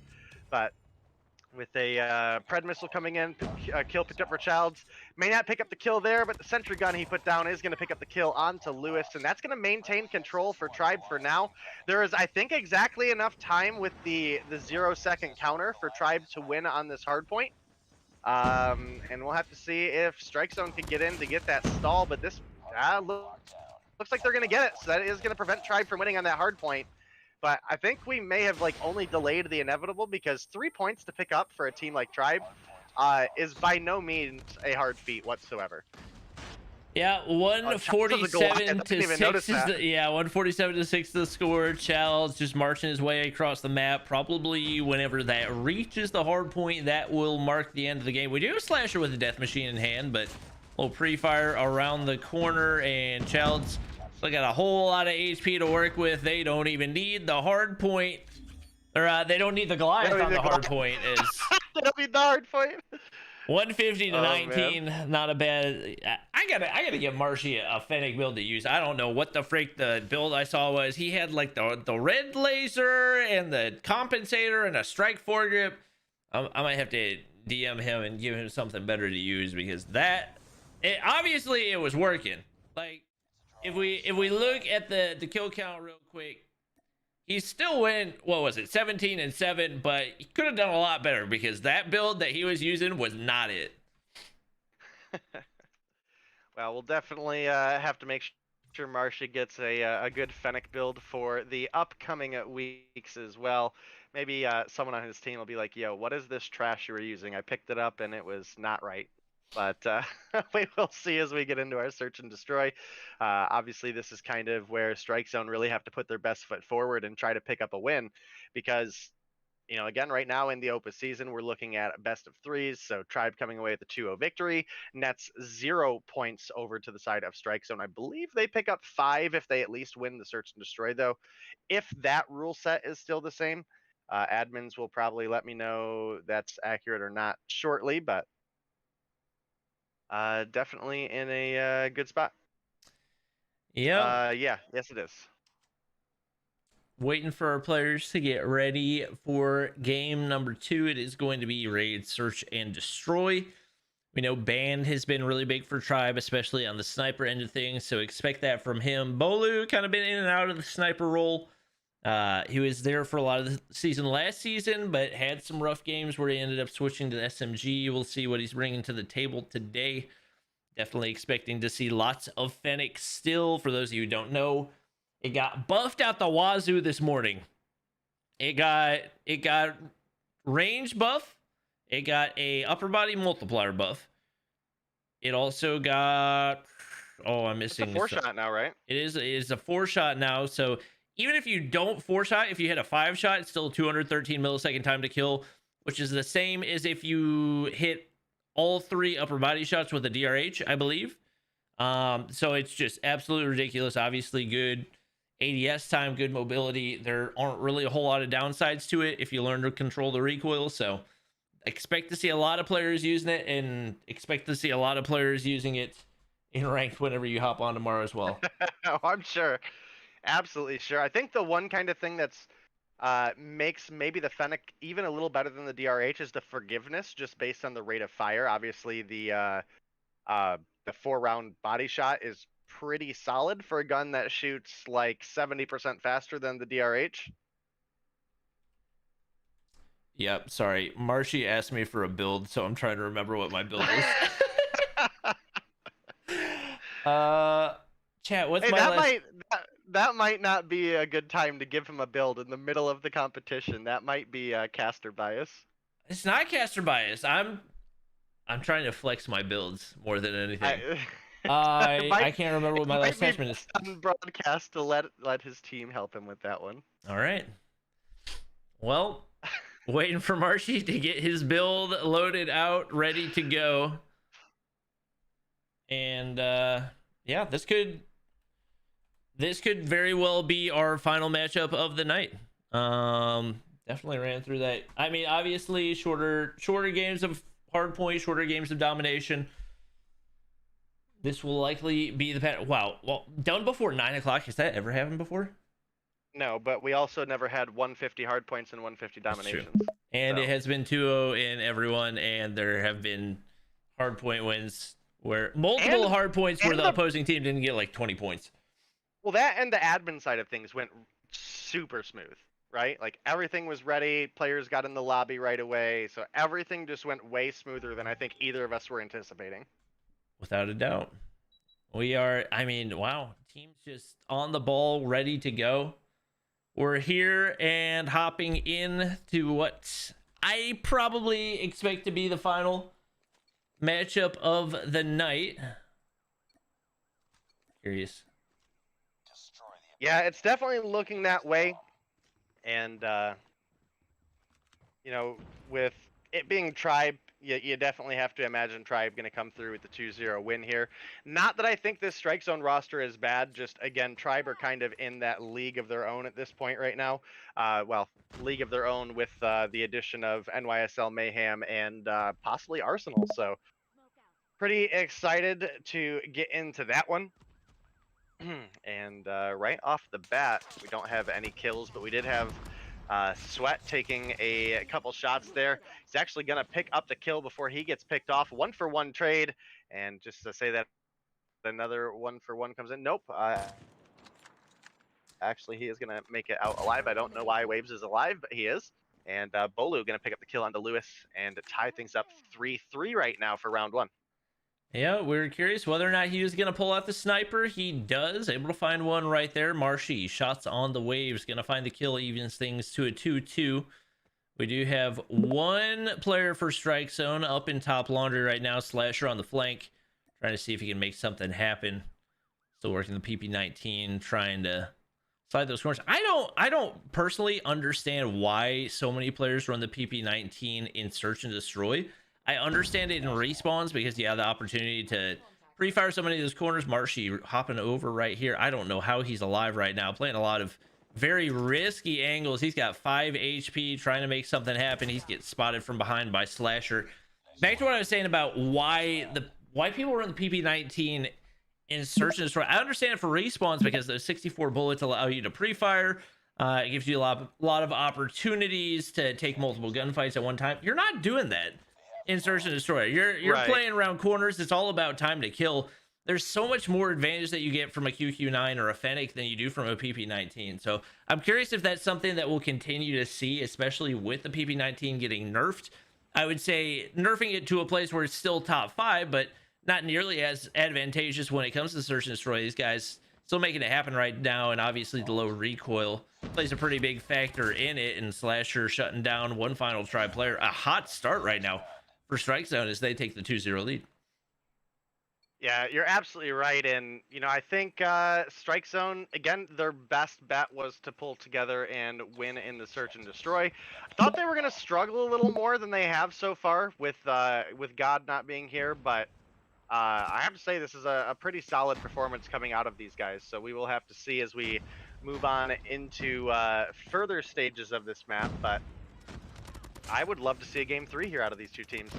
And man, it was starting to look really good for Strike Zone there, but Tribe came alive and found a couple back-to-back kills, and it's now a 2-versus-1 in Tribe's favor. Ooh, Marshy found a sniper trying to find somebody around the corner right there. Picks up the bomb. Looks like he's going to get the plant. Took a couple of shots from Sweat, but not enough to get the kill, and now the pressure's on for Sweat. Trying to clutch the 1v2. Drops the FHJ to pick up the sniper, but Marshy able to land the shot over top of the bomb head glitch. A much needed round for Tribe as they now move to 2-1. And looking at our scoreboard right now, pretty consistent across the board for both teams. Slasher and Sweat top frags for the game with 4 kills apiece. Tribe making pretty aggressive push on over to B. Parrish getting mid control.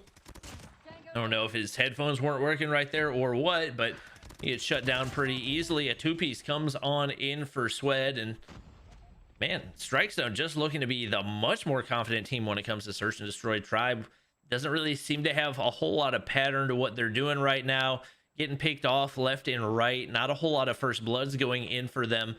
They're now making the counter rotation on over toward poolside, and right now Strike Zone has the better map control. Not a whole lot of options for this Tribe team.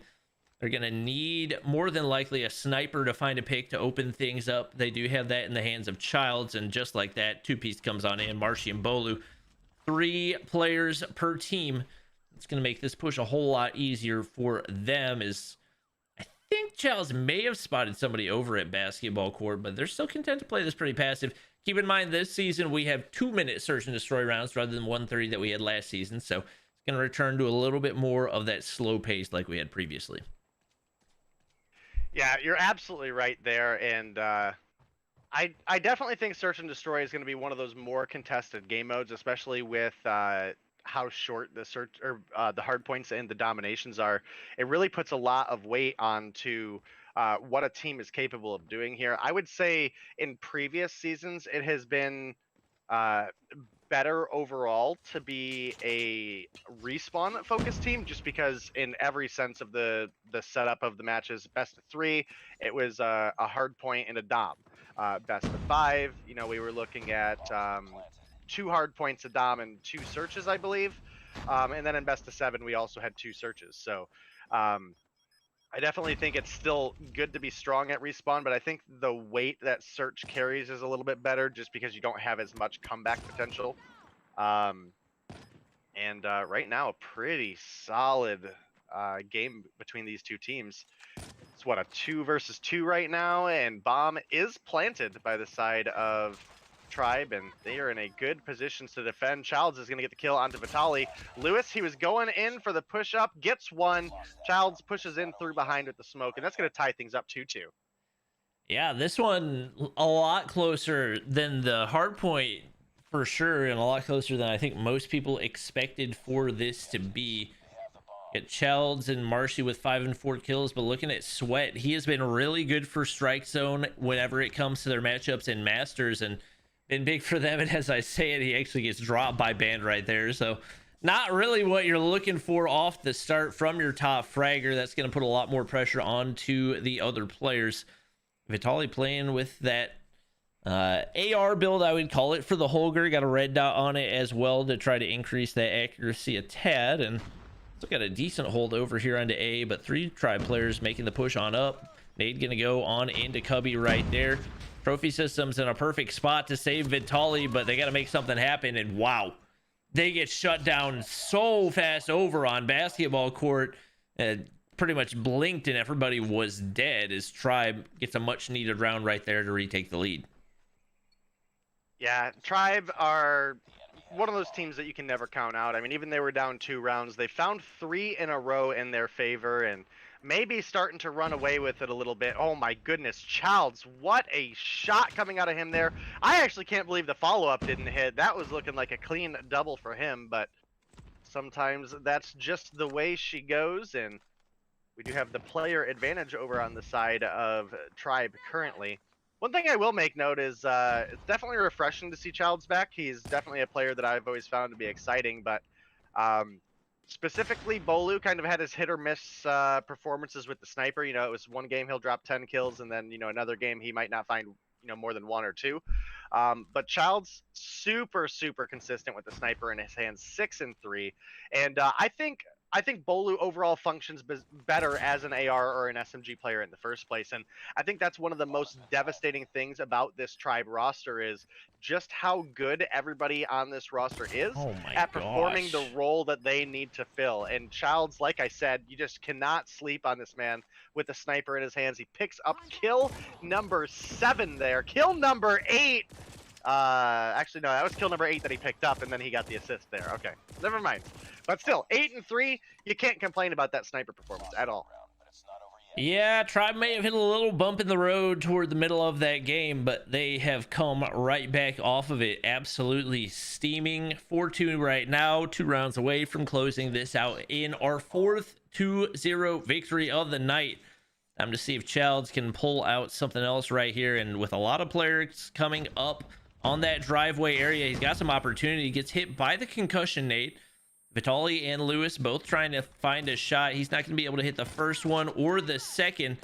Lewis beams him off of the head glitch. An absolute must-have, but just like that, the rest of the team completely shut down. Sweat's all by himself against the 3 remaining Tribe players. Band, Bolu, Marshy, absolutely on the hunt right now, trying to see if they can find him. Pretty much hunting together and really sitting in this mid area. I believe they know that the bomb is not down. The bomb is in the hands of Band right now. It's not showing up on my screen for some reason, but it appears to be the case. No, the bomb is in fact down.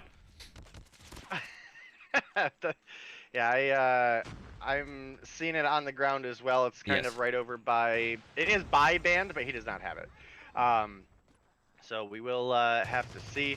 Obviously, with Tribe being on the defense right now, it would be a little difficult for Band to have the bomb in hand, but he may know it's down and maybe setting up that defense. Sweat is going to pick up a kill onto Bolu, and he might be rotating right into the hands of Band in this Holger. He did pick up the bomb. I don't know if Band saw him make the rotation, but he might be hearing him mantling over the rocks there. It definitely looks like he knows, and he's looking for it.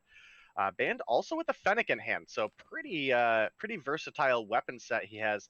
He's got that really close range, fast kill potential of the Fennec, as well as that LMG built Holger with the 100-round clip. But the bomb plant is going to come through for Sweat, and Sweat needs to clutch up in a big way here for Strike Zone.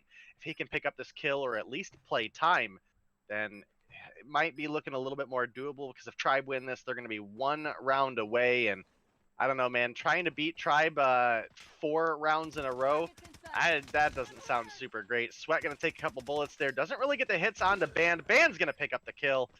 And that is going to be a 5-2 lead for the side of Tribe.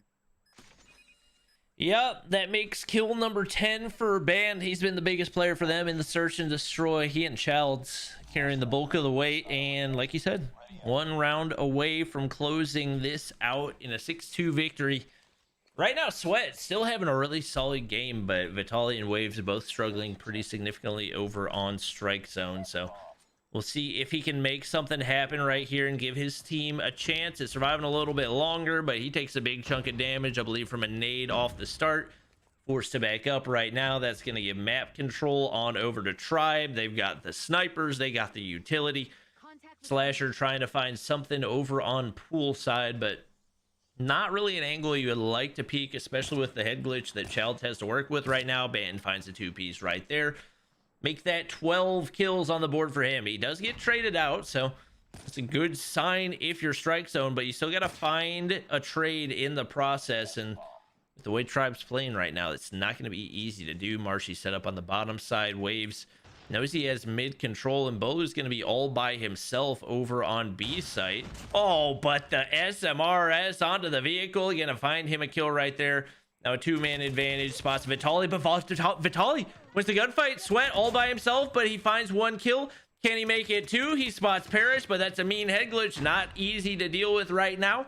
Sliding on over, and once again, he's just doing his best to carry his team. Oh, big damage from the SMRS right there. He's forced to retreat once again, trying to find some sort of map control. The bomb's down, hit some shots on the Marshy, but that's going to give away his location with only 30 seconds left. It's not going to be an easy clutch for him. Parrish rounds the corner, gives away a little bit of information. More shots going in for Sweat as well. He's got the silencer on there, so can be slightly stealthy, but just no time to work with. Doesn't have enough opportunities. Tribe going to be able to bounce back big time. They get the 6-2 win in Search and Destroy and the 2-0 victory to close out the night.